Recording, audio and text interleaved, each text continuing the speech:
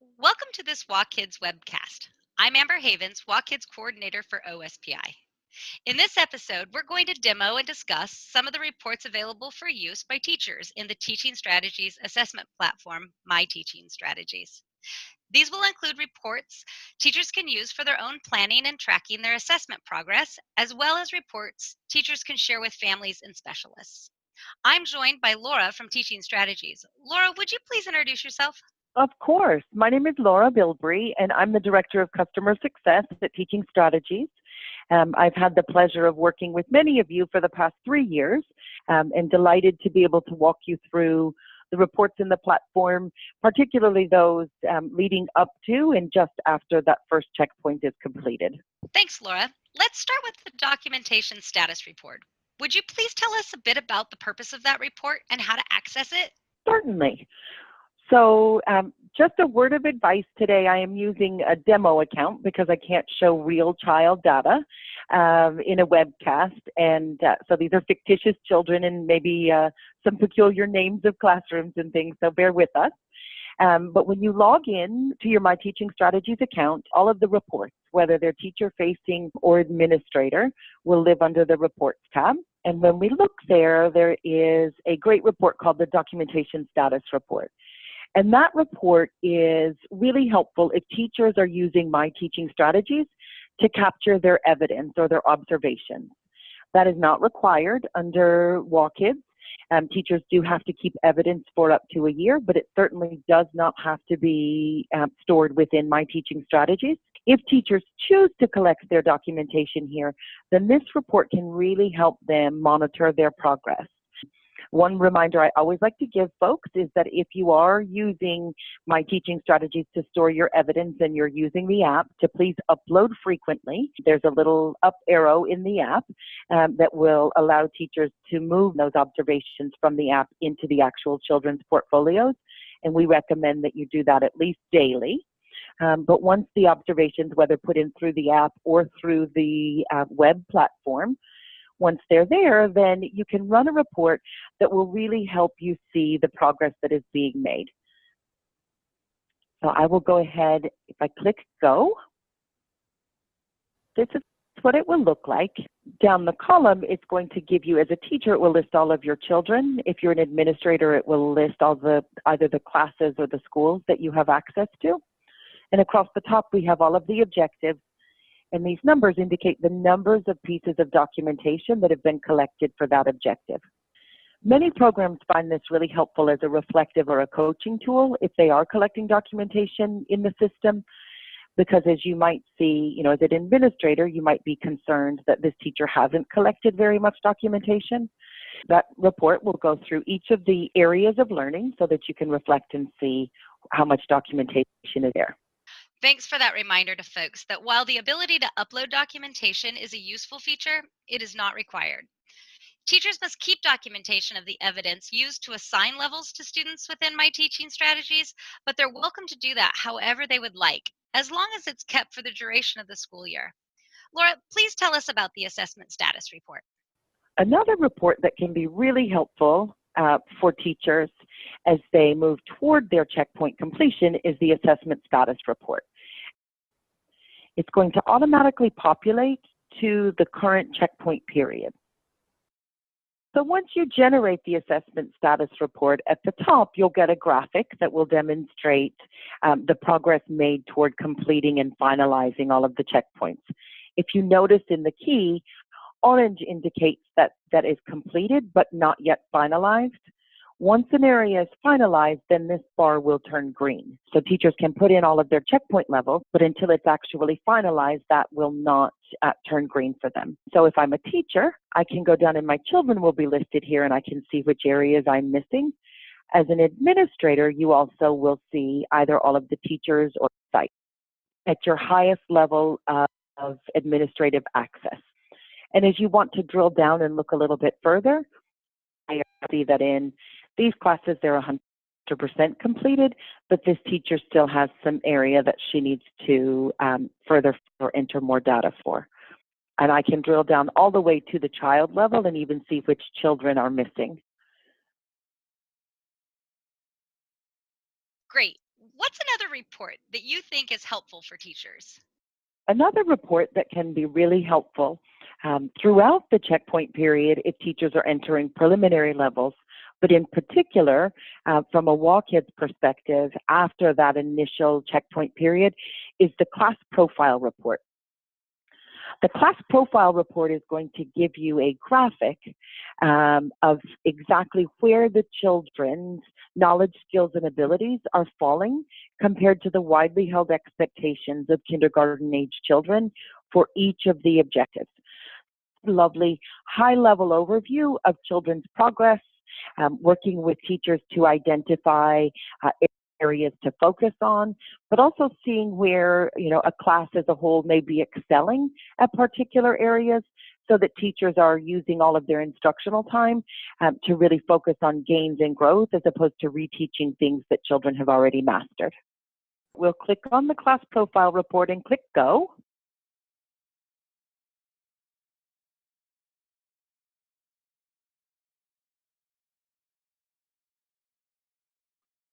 And once you've filtered that for exactly which data you're hoping to get,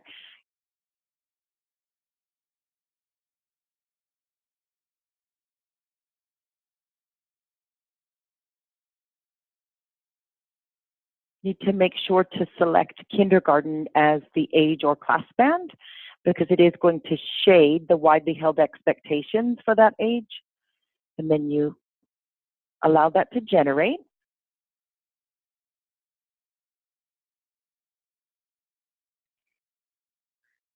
And this is a class profile report as it would generate for you. It will list all of the objectives down the margin, and then the purple are the widely held expectations for kindergarten age children. And that's across the kindergarten year. And so as you can see for this initial checkpoint, this group of children are not quite yet meeting the widely held expectations for kindergarten. I do want to remind you that kindergarten readiness typically indicates where blue and purple meet but do not overlap. So all of these children, they are kindergarten ready, even though they are not yet meeting the expectations of a child in their kindergarten year. And then these children would not quite be, based upon the documentation or evidence collected thus far, would not quite be kindergarten ready. So they would be progressing toward kindergarten readiness. So in looking at this teacher might really want to spend some time on some social emotional activities because her children are still developing many of those skills. And you can go down throughout each objective to see an overall view of the children, their knowledge, skills, and abilities across all of the areas of learning and development. I can see how this report would be useful as a teacher in being able to create reading groups or to target groups of students.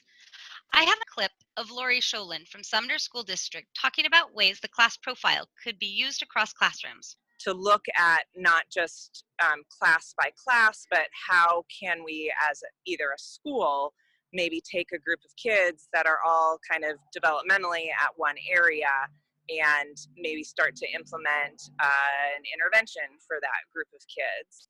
Okay, let's look now at reports teachers might use with families. There are really 3 reports from a WaKIDS context that most kindergarten teachers find useful.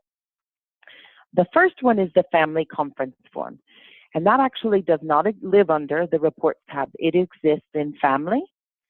So if I click on the family tab, and you see here there are lots of family engagement activities that teachers can use and resources, but this family conference form is where I will go to generate that report.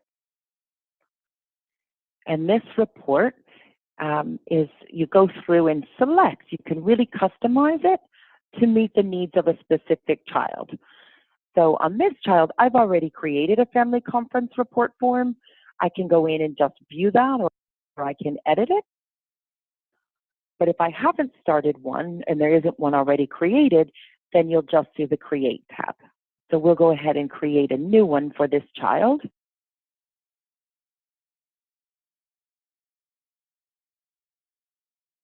And you can go through and select strengths in each area of learning: physical, language, cognitive, literacy, and math. Once I've selected all of those strengths, I also then can choose the language of output, whether I want to generate in English or in Spanish. And I also, on the right-hand navigation, it's going to give me a I've selected as strengths. So I can review that again. And then I click Save and Continue. This is going to pull straight from the progressions. So in social emotional, what this child is starting to do. If I have an associated observation entered in tagged to that objective, there will be a box off to the side so that I can select and add that observation to my family conference report if I choose to.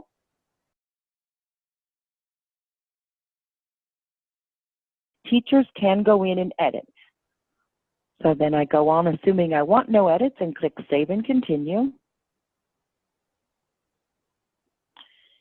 And this is really where we set goals. It's the plan for development and learning for this child.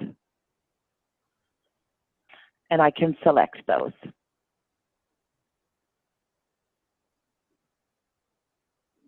And you can do that across each objectives that are part of the plan for development and learning. And so teachers can choose from those and share them with families.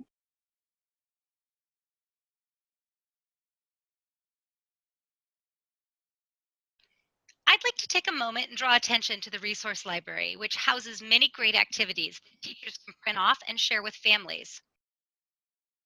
Okay, Laura, tell us about another report that teachers might share with families. Another report that can be very helpful to teachers as they work with families and is very strengths-based is the Development and Learning Report. And that report is really going to cover all of the areas of learning.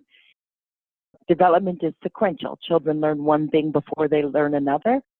We also have insight into the skills and abilities that they're trying to develop next. So I will go ahead and click Go. A teacher would only have their own class. As an administrator, you can drill down as high or as low to generate these for as many or as few children as you like.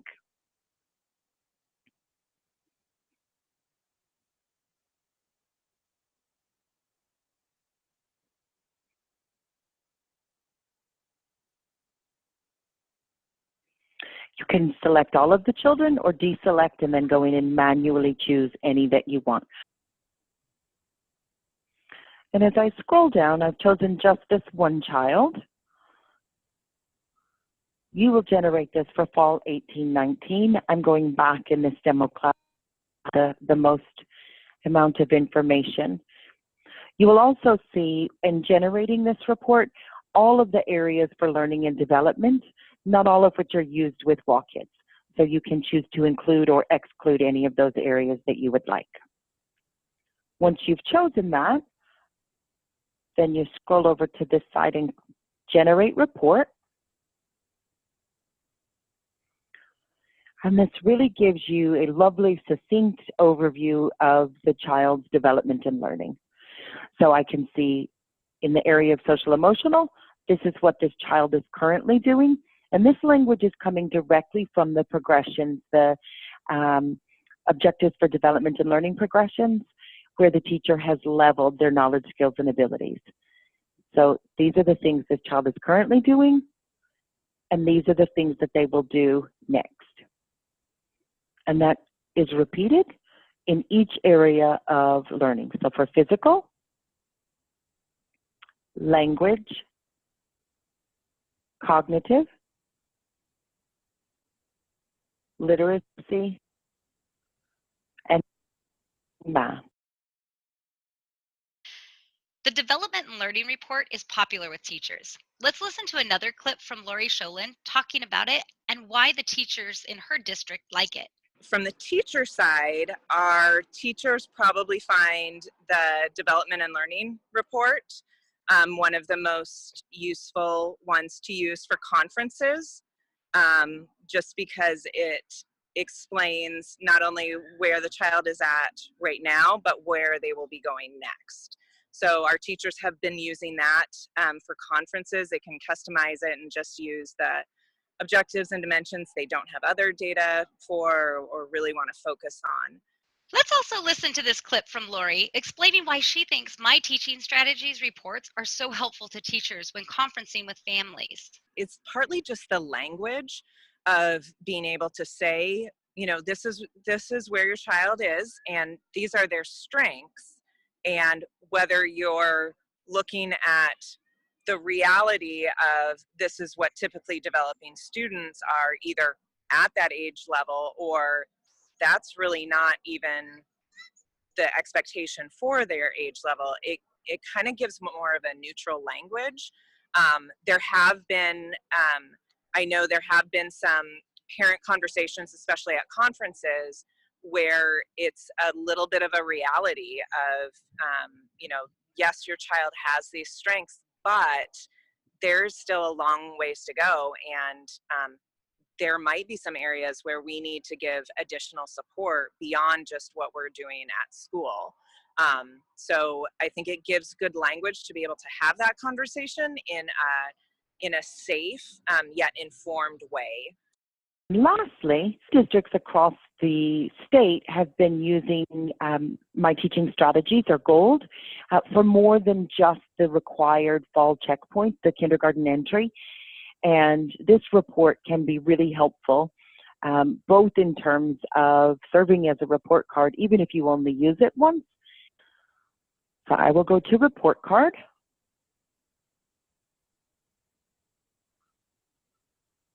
Now the report card is only going to generate for the current checkpoint period. So my only choice here is fall 18-19.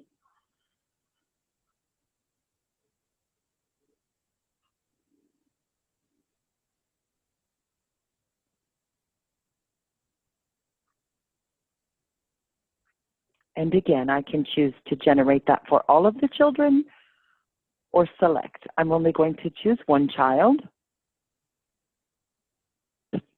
It gives me a little bit of a key. So checkpoint 1 is that first checkpoint that you're doing as kindergarten entry. This license is set for 4 checkpoints across the year. In WaKIDS, if you chose to use it more, there would only be 3. So there would be checkpoint 1, 2, and 3. E indicates a child is exceeding the widely held expectations for a kindergarten age child. M indicates they are meeting those widely held expectations. And P indicates they're progressing toward the widely held expectations for kindergarten. And then this report is going to go through each of the areas of learning and list out the objectives and dimensions. This will only contain those that you measure with WaKIDS. It is customized to your item set. And it gives you a measure for checkpoint 1, checkpoint 2, and checkpoint 3. And in the comments, we get a succinct or a really abbreviated version of that saying, currently the child is, and next they will. So a little bit of that development and learning language. These are great resources for using the data teachers are collecting for WaKIDS. Let's hear from Lori Sholin one last time as she shares why she thinks the data available is so powerful. There's a huge power in it being a whole child assessment. We know that just literacy and math alone is not going to give us the information we need about how to support students or how to make changes to systems that are going to impact students. So, you know, using the data as a conversation piece to find out what's working, what's not working, and then as a communication tool to reach out to other stakeholders, I think is one of the biggest powers in the GOLD assessment tool. Thanks for joining me, Laura. Any final thoughts? Thank you, guys. I hope that you found today helpful and that you and your teachers have found great success through back to school in the 18-19 school year. Please don't forget to navigate to the self-help portal for explanations on reports or support in generating them if you need help beyond what we've discussed today. Well, that's it for another WaKIDS webcast. Thanks for watching.